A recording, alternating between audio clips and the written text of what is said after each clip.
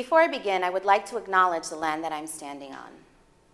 The land that I'm standing on is the traditional lands of the Three Fires people, the Ojibwe, Ottawa, and Potawatomi nations.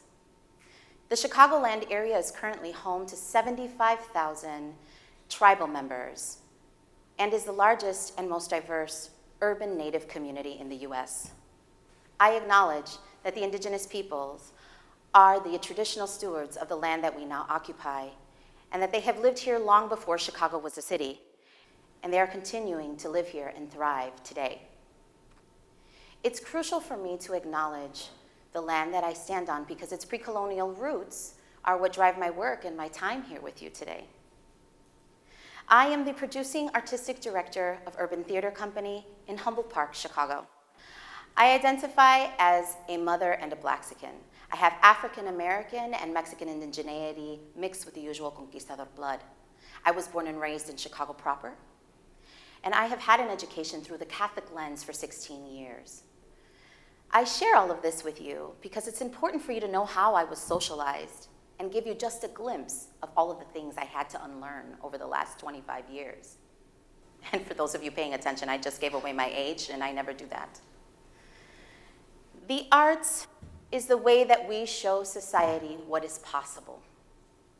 The arts sometimes imitates life and sometimes manifests it. And it's with that clarification that I say the following phrase. It's time to decolonize the arts, and that transformation is long overdue. What happened to your body when I just said that? No, really. What happened to your body when I just said the word decolonization? Did it tense up? Did it calm? When I say that phrase on panels or to funders or to clients in my consultancy, their bodies tell me where they're at in the work and their relationship to the word long before they voice it. In some instances, their eyes widen, their breathing changes, they purse their lips. In some cases, they take the deepest sigh, which tells me that they're ready to go forth into the unknown. But in most cases, their bodies physically react to me as if I threatened their life. It's a fear response. And it's the reason why I embrace taking a deep collective breath before digging into this work. So let's do it. Let's try that. Let's take a deep collective breath. Ready?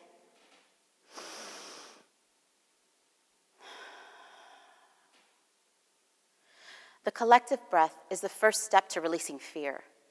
It is the first step to making room for creativity.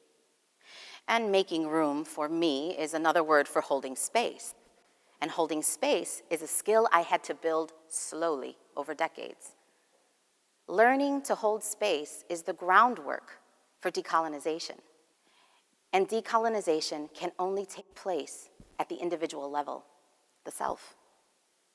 The decolonization process is not a place. Many of my clients think that by taking a training or creating an affinity space or inviting more voices into the room that the work is done. So you can imagine their dismay when I say, what do you have in place in order to be sure that you are practicing this work every day for the rest of your lives? The decolonizing process, or decolonizing the self, in order to decolonize a process, is swimming against the current. It is swimming against the way that we are conditioned in this country. It is centering counter narratives.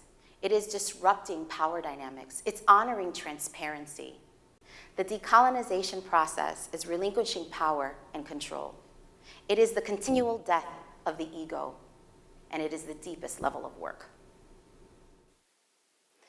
When I first began my time in the arts, I began as a dancer, performer, and an actress.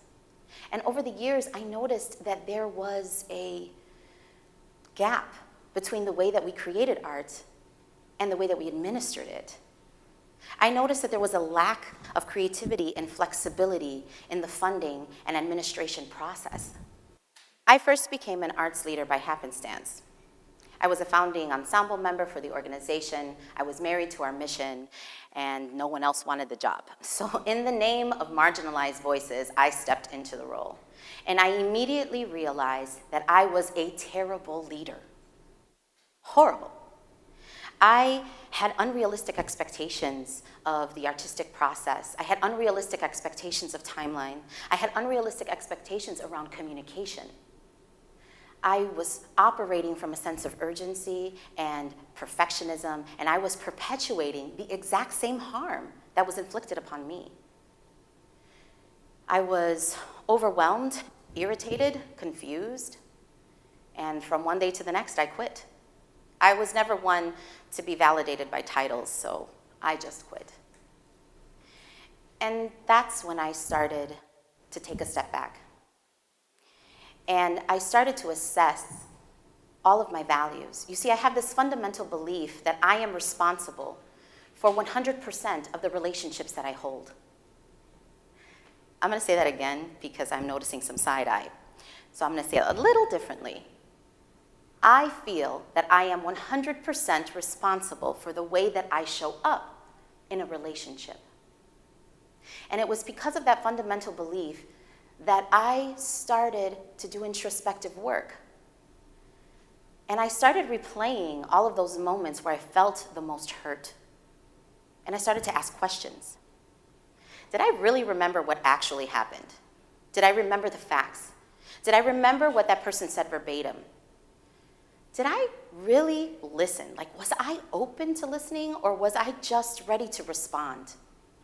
Did I foster or create a relationship from a place of nothing or from the present moment? When I answered those questions, I realized I didn't do any of that. I was ready to respond, ready to defend my decision-making, ready to fight for what I believed was right. Who wanted to be in a room with someone like that? Not me. Emotionally, physically, and mentally expressive space. That's what was missing. That's what I was holding hostage. How could anybody create with me if I was taking up all the space? I was filling that space with my insecurities. I was fearful, filling it with fear of inadequacy, fear of failure, fear of being judged. And that's when it hit me. That's when I realized. That was my aha moment. And that's when I realized I was oppressing people with my insecurities. I was not allowing anyone the space to give thoughts or opinions. I was oppressing them with my need to be right and to control. Oh, honey, was that a paradigm shift. It was like I was walking in public thinking I was looking all cute, and then I caught a glimpse of my reflection and realized my hair was a mess. That's how I was taking the leadership role, thinking I was looking all cute, and my hair was a complete mess, and I left absolutely no room for anyone to tell me to fix it. So when I was given the opportunity to lead an arts organization again, I took my time in giving an answer. And I started my process of asking questions again. Was I willing to center another artist's needs over mine? Was I willing to look at every critique as an opportunity for growth? Was I willing to create a process that was accessible to everyone, even if it was unconventional, even if people would meet it with fear? And the answer was yes. So a week later, I became the producing artistic director of Urban Theater Company. And my executive director and company manager and I started decolonizing theater. We at Urban Theater Company understand that the ground that we've broken is just the beginning. And we hope that it will empower others to help lay the foundation. It's a journey that my organization is on every moment.